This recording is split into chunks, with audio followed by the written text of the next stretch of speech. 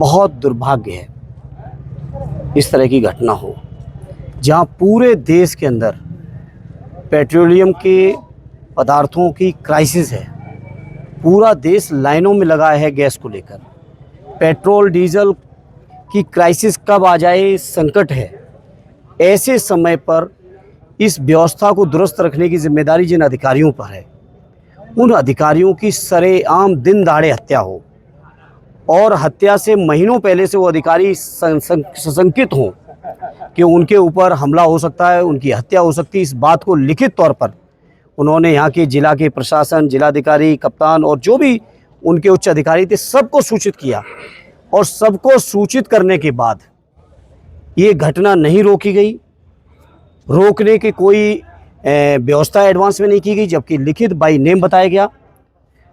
जो मेरे पास खबर है उसमें मुझे कोई संकोच नहीं कहने में, यहाँ के भारतीय जनता पार्टी के स्थानीय विधायक और उन विधायक की जाति के सारे गुंडे मिलके सरेआम ये हत्या की है।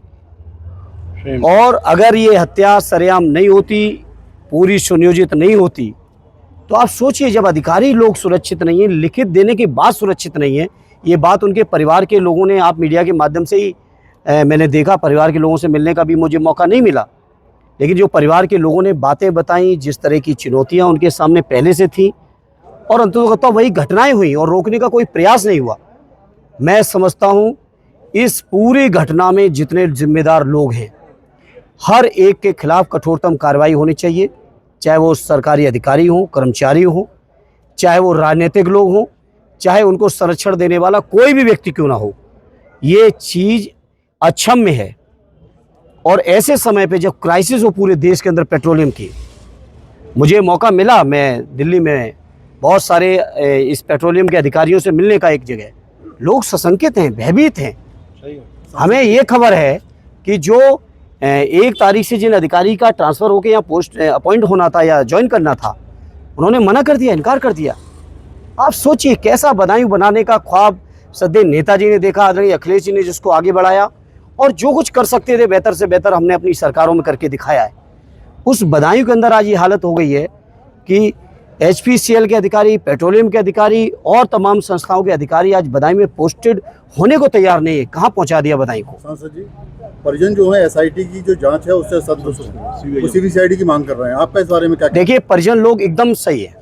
परिजन लोग जानते हैं कि SIT आखिर किसके द्वारा नियुक्त की हुई है। जिसके द्वारा नियुक्त हुई SIT, उन्हीं के द्वारा नियुक्त हुए कप्तान थे, उन्हीं के द्वारा नियुक्त हुए DM थे। जिन DM और कप्तान ने अगर सावधानी से काम किया होता, समझदारी से काम किया होता, जिम्मेदारी से काम किया होता, तो ये घटना घटित ही नहीं होती। तो स्वाभाविक है परिजन कैसे उन पर भरोसा कर सकते हैं। नहीं करना चाहिए। और CBI की जांच होनी चाहिए, कठोरतम कार्रवाई होनी चाहिए।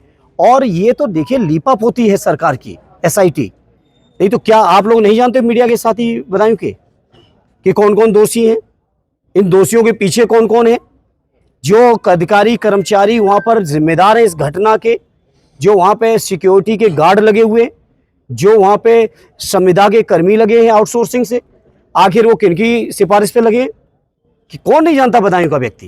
लेकिन इसलिए मैं मीडिया के साथियों आपसे कहूँगा, सच्चाई को दिखाने की हिम्मत आप लोग भी बढ़ाइए।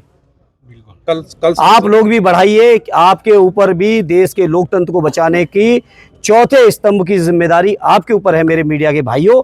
इसलिए इस सच्चाई को प्रदेश के सामने, देश के सामने, जो बहरी हो गई है सरकार, गूंगी हो गई है सरकार, अंधी हो गई है सरकार, उस सरकार को भी सच्चाई का आईना दिखाइए। ये आपके अधिकारी जिम्मेदार हैं, ये आपके नेता जिम्मेदार हैं, ये उन नेता और अधिकारियों के आसपास के लोग जिम्मेदार हैं।